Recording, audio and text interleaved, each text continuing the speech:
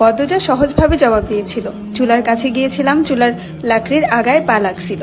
কথাটা পদ্মজা সাজিয়ে রেখেছিল, সাথে অনেক যুক্তি, তাই মিথ্যে বলতে একটুও কাঁপেনি। পুরো ঘটনাটা পদ্মজার বুকে তাজা হয়ে আছে। এই 6 বছরে লুকিয়ে কতবার কেঁদেছে সে।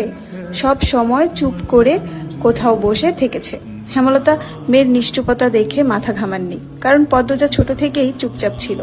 কিন্তু আজ হেমলতার খুব আফসোস হচ্ছে, নিজেকে অপরাধী মনে হচ্ছে। তিনি ভেবেছিলেন তার 3টা মেয়েই তার কাছে খোলা বইয়ের মতো, চাইলেই পড়া যায়, বিশেষ করে পদ্মজাকে। বাড়ির পিছনের নদীর বুক দিয়ে তরতর করে যাওয়া স্বচ্ছ টলতলে পানির মতো মনে হতো, যার জীবনে অস্বচ্ছ বলতে কিছুই নেই, সবই সাদামাটা, সহজ সরল। অথচ পদ্মজার জীবনের কত বড় দাগ জলজল করে জ্বলছে, কত বড় ঘটনা লুকিয়েছিল। মেয়েরা কথা লুকিয়ে রাখার সীমাহীন ক্ষমতা নিয়ে জন্মায়। কথাটি নিজের মেয়ের ক্ষেত্রে মাথায় আসেননি। পদ্মজা শান্ত হলে হেমলতা বলেন, পাটা দেখি। পদ্মজা বা পা বিছানায় তুলল। হেমলতা পদ্মজার পা কোলে নিয়ে পোড়া দাগটা দেখেন মনোযোগ দিয়ে।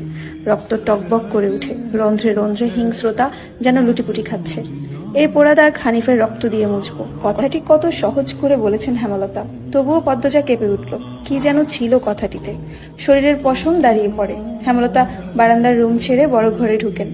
মিনিট কয়েক পর রামদা ছুরি হাতে নিয়ে উঠোনে যান। উঠোনের এক পাশে শক্ত পাথর আছে, ছুরিটা পাথরে ঘষতে থাকলেন সাবধানে। ঘষতে ঘষতে পাথর গরম হয়ে আগুনের ফুলিঙ্গ দেখা দেয়, মানে ধার হয়ে গেছে। পদ্মজা বারান্দা থেকে দেখছে, অজানা আশঙ্কায় তার বুক কাঁপছে। হেমলতা বারান্দার পেরিয়ে রুমে ঢুকতে যাবে, তখন পদ্মজা উৎকণ্ঠিত গলায় ডাকলো, আম্মা। আন্নার চাচার এক মেয়ে নিখোঁজ শুনেছিস তো বড়দের মুখে? সেই মেয়ের ধর্ষক হানিফ, ধর্ষণের পর পুঁতে ফেলেছে। অলন্দপুরের এই একটা মানুষই এতটা নৃশংস। আমি তখন ঢাকা পড়তাম, বাড়ি এসে জানতে পারি ঘটনা। আম্মার অনুরোধ আর কান্নায় আমি সেদিন মুখ খুলিনি। এত বড় পাপ চেপে যাই, সেই শাস্তি আমি ধীরে ধীরে পাচ্ছিলাম। আজ পুরোপুরি পেয়ে গেলাম, আমার পাপের শাস্তি শেষ হয়েছে। হেমলতা কথা শেষ করে জায়গা ত্যাগ করলেন। কি ধারালো প্রতিটি বাক্য! হেমলতার মুখ দিয়ে যেন আগুনের ফুলিঙ্গ বের হচ্ছে। পদ্মজার মস্তিষ্ক শূন্য হয়ে পড়ে। আপা, স্কুলে যাবা না? পূর্ণা পদ্মজাকে জিজ্ঞাসা করলো। যাব। তাড়াতাড়ি করো। তাড়া দিয়ে পূর্ণা বাড়িতে ঢুকলো। পদ্মজা বাড়ির পিছনের নদীর ঘাটে উদাসীন হয়ে বসে আছে। এ নদীর নাম মাদানী, ছন্দ নাম। গ্রীষ্মকাল বিদায়ের 3 সপ্তাহ চলছে, এখনো বর্ষাকাল। মাদানী জলে কানায় কানায় ভরে উঠেছে। সে যেন এক স্রোতস্বিনী। ঘোলা জলের একটানা স্রোত বয়ে যায় সাগরের দিকে। উজান থেকে ভেসে আসছে ঘন সবুজ কচুরিপানা। পদ্মজার এই দৃশ্য দেখতে বেশ লাগে। নিষ্পলক চোখে তাকিয়ে আছে মাদানী নদীর স্বচ্ছ জলের দিকে। মাদানীর বুকের উপর দিয়ে একটা লঞ্চ যাচ্ছে। লঞ্চ দেখে 1 মাস আগের ঘটনা মনে পড়ল তার। সেদিন রাতে হেমলতা ছুরি ধার দিয়ে রুমে ঢুকে গেলেন। পদ্মজা কাপা পায়ে রুমে ঢুকে বিছানায় শুয়ে পড়ে। কিছুক্ষণের মধ্যেই ঘুমিয়ে পড়ে। এর পরদিন স্কুল থেকে বাড়ি ফিরে নামাজ পড়ে খেতে বসলো। তখন হিমেল হন্তদন্ত হয়ে বাড়িতে ঢুকে। হিমেল হচ্ছে হেমলতার ছোট ভাই। আপা, এই পদ্ম, আপা কই? হিমেলের কণ্ঠ। কি হয়েছে মামা? জবাব দিল পদ্মজা। পদ্মজার প্রশ্নে উপেক্ষা করে হেমলতাকে হিমেল ডাকলো। আপা, এই আপা। হেমলতা বাড়ির পিছন থেকে ব্যস্ত পায়ে হেঁটে আসেন। কি হয়েছে? হিমেল হেমলতাকে দেখে হাউমাউ করে কেঁদে উঠল। আপা, ভাইজান খুন হইছে। রাইতে কে জানি মাইরা ফেলাইছে আপা। হিমেল কাঁদতে কাঁদতে হাঁটু ভেঙে বসে পড়ল।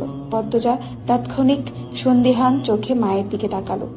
হেমলতাকে দেখে মনে হলো তিনি চমকেছেন, অথচ তার চমকানোর কথা ছিল না। নাকি হিমেলের সামনে অভিনয় করলেন। পূর্ণা, প্রেমাকে ওদিক আসতে দিস না পদ্ম, আমি আসছি। হেমলতা বাড়ির বাইরে মিলিয়ে যান। হিমেল পাশে খুঁড়িয়ে খুঁড়িয়ে হাঁটছে। ছেলেটা বোকাশোকা, জন্মগত প্রতিবন্ধী। 22 বছরের হিমেল এখনো শিশুদের মতো আচরণ করে, কথায় কথায় খুব কাঁদে। সেখানে তার ভাই খুন হয়েছে। 1 মাস তো প্রতিদিন নিয়ম করে কাঁদবে। পদ্মজা রাতেই ভেবেছিল এমন ঘটনা ঘটতে পারে, তবুও এখন ভয় পাচ্ছে খুব। নাক, মুখ, গলা ঘেমে একাকার হয়ে যাচ্ছে। পূর্ণা খুনের কথা শুনেই খুব ভয় পেয়েছে। তার মনে হচ্ছে সেও খুন হবে। খুব বেশি ভীতু পূর্ণা। পদ্মজার শরীর কাঁপতে থাকে, চোখে ভাসছে হেমলতাকে পুলিশ শিকল দিয়ে বেঁধে নিয়ে যাচ্ছে। তার খুব কান্না পাচ্ছে। আর সময় নষ্ট না করে তড়িঘড়ি করে উঠে দাঁড়ালো পদ্মজা। মাথায় ওড়না আঁচল টেনে নিয়ে পূর্ণার উদ্দেশ্যে বলল, প্রেমারে দেখে রাখিস বোন, বাড়ি ভর্তি মানুষ, আরো মানুষ আসছে। হেমলতা মানুষজনকে ঠেলে হানিফের লাশের সামনে গিয়ে দাঁড়ালেন। তখন ফর্সা রঙের 2 জন মহিলা ঝাঁপিয়ে পড়ে তার উপর। আকস্মিক আক্রমণে হেমলতা অপ্রস্তুত হয়ে পড়েন। খেয়াল করে দেখেন 2 জন মহিলা তার মা আর তার বোন।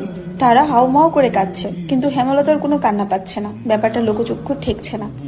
একটু কি কান্নার অভিনয় করা উচিত? হানিফের মৃতদেহ দেখে মনে হচ্ছে কেউ ইচ্ছে মতো কুপিয়েছে। হেমলতার তা দেখে শান্তি লাগছে। এমন শান্তি অনেক দিন পাওয়া হয়নি। পদ্মজা সেখানে উপস্থিত হয়। হেমলতার নজরে পড়ে। ভীতু চোখে মায়ের চোখের দিকে তাকালো পদ্মজা। হেমলতা ভ্রু কুঞ্চিত করে আবার স্বাভাবিক করে নেন। পদ্মজা চোখ ঘুরিয়ে দেখছে পুলিশ এসেছে নাকি। চারদিক এত মানুষ। পদ্মজাকে এদিক ওদিক উকি দিতে দেখে হেমলতা এগিয়ে আসেন। চোখ মুখ শক্ত করে পদ্মজার মুখ ঘুরে দেন। পদ্মজা দ্রুত ওড়নার আঁচল দিয়ে মুখ চেপে ধরে। গোয়াল ঘরে ঢুকে পড়ল। তার মা চায় না সে কখনো এত মানুষের সামনে থাকুক। হেমলতা ঘাড় ঘুরিয়ে দেখলেন পদ্মজা গোয়াল ঘর থেকে উকি দিয়ে বাইরে অবস্থা পর্যবেক্ষণ করছে। কিছুক্ষণের মধ্যে পুলিশ আসলো। জিজ্ঞাসাবাদ করে হানিফের লাশ নিয়ে গেল। লোকে মুখে শোনা যায় হানিফ খুন হয়েছে শেষ রাতে। এরপর নদীতে ফেলে দেওয়া হয়। লঞ্চ ঘাটে লাশ ভাসে। হেমলতাকে পুলিশ নিয়ে যায়নি বলে পদ্মজা স্বস্তির নিঃশ্বাস নিল। মানুষের ভিড়ও কমে গেছে।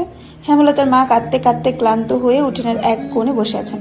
পদ্মজা গুটি পায়ে গোয়ালঘর থেকে বেরিয়ে আসলো। হেমলতা পদ্মজার দিকে তাকিয়ে মৃদু হাসলেন। সেই হাসি দেখলেন হেমলতার মা মঞ্জুরা।